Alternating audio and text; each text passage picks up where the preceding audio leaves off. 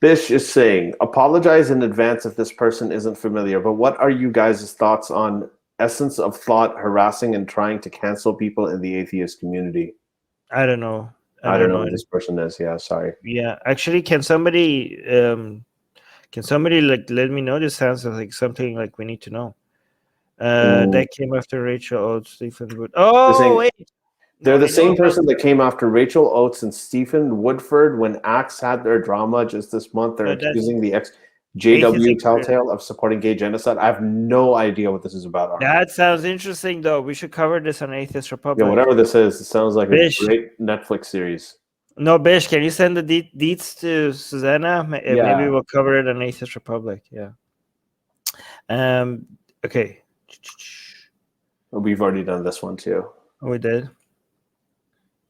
Okay, so Secular Jihadists. Are you going to have an interview with Dan Gibson about his Petra claims? I reached out to him, remember, when I was trying to, and we did exchange some emails, and then he just kind of ghosted me. It seemed like, because he asked me, he's like, well, the thing is, I'm not an atheist. I'm like, well, you don't have to be an atheist. You just want to hear about your work. Yeah. Right? And then I just didn't hear back from him. It's so sad that so many people that are looking into this whole, revisionist history about Islam and all, they're mostly Christian. Like, why don't we have it's so, and I even saw like some of them are even putting courses on this content, and I was like, I'm gonna take this, and they're actually they're making the requirements Christian only. Like, you can't even take it's so stupid. Anyways, Moose Gal's Corner is saying, Ali, are you teaching your daughter about religion? No, not actively. I mean, right now she's young, but I will at some point. I mean, she did. Someone in her school, one of her friends at school, actually mentioned God to her, so she asked me about it, and she asks. Okay, really short answers because we have so many questions. Yeah, but this is. All right, just answer the question. No, I know, but we have so many. I know, but this is one of those questions. It's okay. We'll get to quality over quantity. So what I do is I don't really tell her anything, but I say, well, what do you think? Where does it come from? I let her do her thinking about it. But eventually I will. I think it's important for kids to know about religion. Okay. MJ is saying, your views about Kyle and Jimmy Dore's claim that the Syrian chemical attack was a hoax, although reports by Vice journalists and Bellingcat have debunked these claims? Yeah, I think like it's unlikely, and none of these people, even if Kyle and Jimmy Dore are right, they're still wrong because they have no evidence. They have no evidence. So if they end up being correct, they ended up being correct accidentally, by chance, right?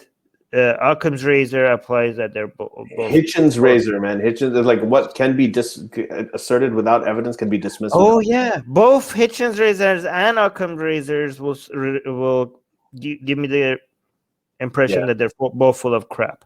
Right. But yeah, I mean, again, is it possible that they're right? Yes. Is it, even if they're right, it's completely irrational to take their position with the evidence that we have right now. Anyways. So Dolly is asking, what do you think about Israel and the Middle East now? Do you think that Muslim countries can accept Israel and cooperate with them, or will they look at them as if they're the enemy?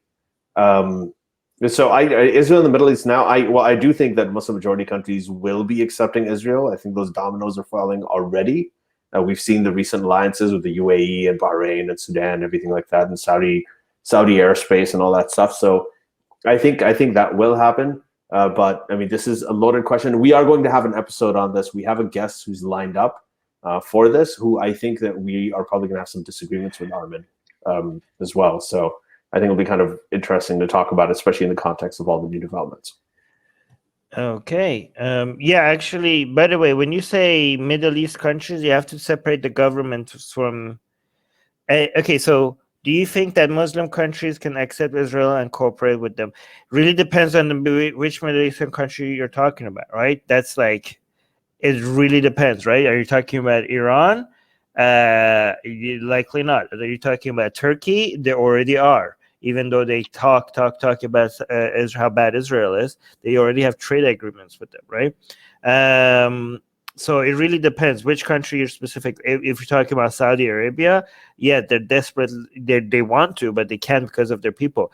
It also really depends on whether you're talking about the government or the people, because there are some countries like Saudi Arabia where the government is desperate for them to cooperate with Israel, but it's so unpopular among their own population that they have to keep like getting other countries to get ahead of them before they could even suggest that they're doing it, even though it's an open secret that they already are cooperating with them behind the scenes. Like everybody knows, this is like such an open secret, it's ridiculous.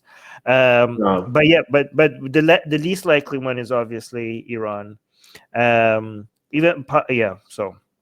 actually, one interesting that you could look into is look at Harry Sultan's YouTube channel to see what Pakistan is doing when it comes to I mean, Pakistan is not in the Middle East, is right, but if you're interested in how Pakistan-Israel relationships are, Harry Sultan's YouTube channel would be a good one. Hey guys, if you want to join these streams live, get your comments and questions read by Ali and Armin and the guests, and most importantly, to get full access to the full video versions of all these episodes, become a patron.